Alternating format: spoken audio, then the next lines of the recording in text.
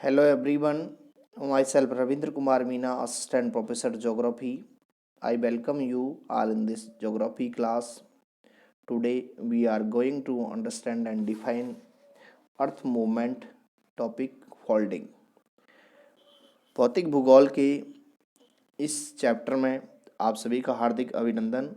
और आज हम जो पिछले वीडियो में पढ़ रहे थे कि अर्थ मूवमेंट जो दो प्रकार के बलों से हो रहा था, अंतर्जात और बहिर्जात बलों से, उसी क्रम में आज हम फोल्डिंग की चर्चा करेंगे, वलन की चर्चा करेंगे। यहाँ एक डायग्राम है जिसके अंतर्गत आपको ये इस प्रकार के जो बलन हैं वो नज़र आ रहे हैं कि किस प्रकार से ये बलों की वजह से, आंतरिक और बाह्य बलों की वजह से चट्टानों में है जो फोल्डिंग पड़ गए हैं, बलन है जो पड़ गया है। सबसे पहले हम देखें कि ये बलन क्या है, फोल्डिंग क्या है। तो पृथ्वी के जो आंतरिक बलों के कारण जो क्षैतिज संचलन की क्रिया होती है उससे चट्टानों में संपीड़न होता है, लहरदार मोड़ पड़ जाते हैं यूं इस प्रकार से, और इसे ही बलन कहते हैं। फिंच महोदय ने कहा कि समतलन परतदार चट्टानों के अधिक मात्रा में मुड़ जाने को बलन कहते हैं। तो पृथ्वी के बलों द्वारा चट्टानों में जो लहरदार मोड़ पड़ता है वो ही क्या है, बलन है। और बलन के दौरान बनने वाले झुकाव यानी फ्लेक्चर एक माप का रूप ले लेता है और इसके अनुसार हम बलन को विभिन्न प्रकार के भागों में बांट देते हैं। तो यहाँ इस वीडियो में हम देखें कि बलन को समझेंगे तो बलन को निम्नलिखित रूपों में बांटा जा सकता है, जिसमें पहला है सममित बलन, कि जिस बलन की दोनों भुजाएं समान रूप से झुकी होती हैं उसे सममित बलन कहते हैं। कि अगर बराबर मात्रा में दोनों भुजाएं झुकी हुई हैं तो वो होता है सममित बलन। दूसरा असममित बलन, इसमें दोनों भुजाओं का झुकाव और लंबाई में असमानता होती है कि एक भुजा ऐसी होगी तो दूसरी भुजा ऐसी होगी, छोटी होगी दूसरी बड़ी होगी।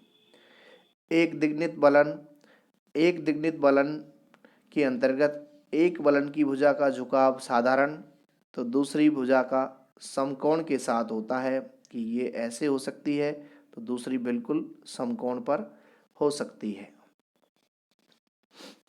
नंबर 4 समनत बलन, जब बलन की दोनों भुजाएं एक दूसरे के इतने समीप आ जाएं कि दोनों भुजाएं समानांतर हो जाती हैं उसे समनत बलन कहते हैं।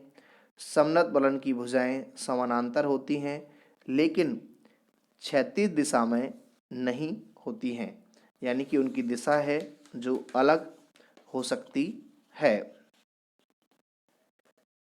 परिवलित बलन, जब बलन की दोनों भुजाएं परस्पर समानांतर क्षैतिज दिशा में होती हैं तो उसे हम परिवलित बलन कहते हैं। नेक्स्ट प्रतिबलन, अत्यधिक संपीड़न के कारण बलन की एक भुजा दूसरी पर पलट जाती है तो उसे हम प्रतिबलन के नाम से जानते हैं। तो ये आंतरिक बलों के ऊपर डिपेंड करता है कि किस प्रकार का बल वहाँ पे लगा है जिससे जो बलन है वो उत्पन्न हुआ है। नंबर 7 अवनमन बलन, यदि बलन के अक्ष क्षैतिज तल के समानांतर ना होकर उनके साथ कोण बनाए तो उसे अवनमन बलन कहते हैं।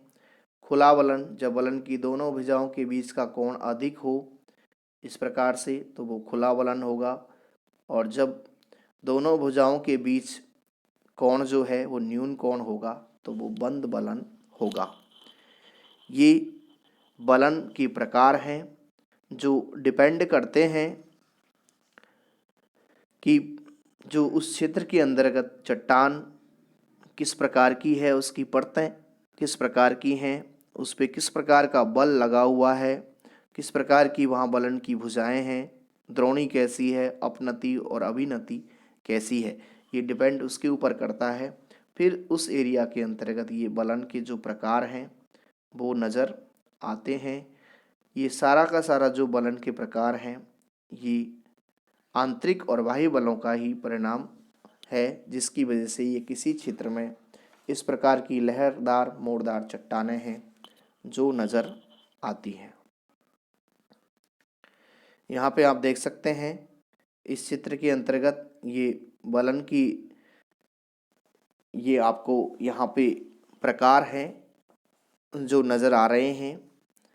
इसमें हम देखें तो भूपटल पर जो बलन है इसका effect environmental and resources except देखें हम फोल्ड का कि बलन क्षेत्रों का पर्यावरणीय और संसाधन पक्ष क्या है।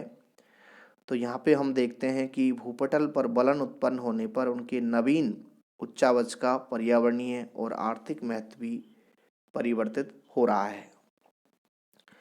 जैसे हम उदाहरण के लिए देखें कि एप्लेसियन पर्वत के दक्षिण और मध्यवर्ती पेंसिल्वेनिया में 150 से 600 मीटर की ऊंची कटक का निर्माण हुआ है।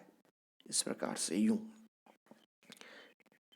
इसके जो मध्यवर्ती निम्न भाग हैं उन पे अनेक राजमार्ग गुजरते हैं और अनेक जल प्रवाहों द्वारा इस कटक को आजकल काट दिया गया है और कुछ महत्वपूर्ण नगर भी इन नदी प्रवाहों के सहारे बसे हैं। इसके अलावा ब्लू माउंटेन और भी कई पर्वत श्रृंखलाएं हैं जहाँ पे इनका असर है जो हुआ है। इस प्रकार की स्थलाकृतियाँ इनसे निर्मित हुई हैं। बलन के जो प्रोसेस हैं उसमें एक नति, अपनति, अभिनति, बंद बलन, प्रतिबलन ये सारे ही इसके प्रकार होते हैं। जो बलन के दौरान बनने वाला जो झुकाव है एक माप का रूप ले लेता है और इस चाप का जो ऊपरी पीठनुमा घुमावदार भाग होता है अपनति, और जो नीचे वाला जो भाग होता है जैसे ये भाग ऊंचा है और ये भाग नीचा है तो ये ऊपर वाला जो भाग है वो एंटी सिंक्लाइन एंटी फॉर्म है और नीचे वाला जो भाग है वो सिंक्लाइन है अर्थात अभिनति है। ये अभिनति है तो ये है अपनति। प्लेट विवर्तनिकी के अनुसार हम जानते हैं कि जो प्लेट टेक्टोनिक की थ्योरी पढ़ी थी कि जब दो विवर्तनिक प्लेटों का अभिसरण कंजर्वेशन होता है तो प्रवार मेंटल में संवहनिक तरंगों द्वारा एक दूसरे पर पार्श्विक बल डालती हैं और इसके कारण ही बलन पड़ता है। अब देखिए ये बलन का आया कहाँ से, किस प्रकार से पड़ा है। तो प्लेट विवर्तनिकी सिद्धांत इसे स्पष्ट कर रहा है कि जो प्लेटें जब एक दूसरे के पार्श्व में आती हैं टकराती हैं तो उसकी वजह से जो आंतरिक भाग है मैग्मा जहाँ भरा हुआ है उसमें हलचल होती है, उसमें तरंगें चलती हैं। उन तरंगों के इफेक्टेड ऊपर जो चट्टानें हैं उनमें संपीड़न होता है और चट्टानें उन लहरदार मोड़ों में तब्दील हो जाती हैं और उसे ही हम बलन कहते हैं। और उन लहरदार मोड़ों में जिस प्रकार का कोण बनता है उसके आधार पर उसे सममित बलन, असममित बलन, एक नत, समनत, प्रतिबलन, अवनमन, खुला बलन, बंद बलन का नाम दे दिया जाता है। तो ये है फोल्डिंग। नेक्स्ट वीडियो के अंतर्गत हम भ्रसन की चर्चा करेंगे, भ्रंश की चर्चा करेंगे। Thank you.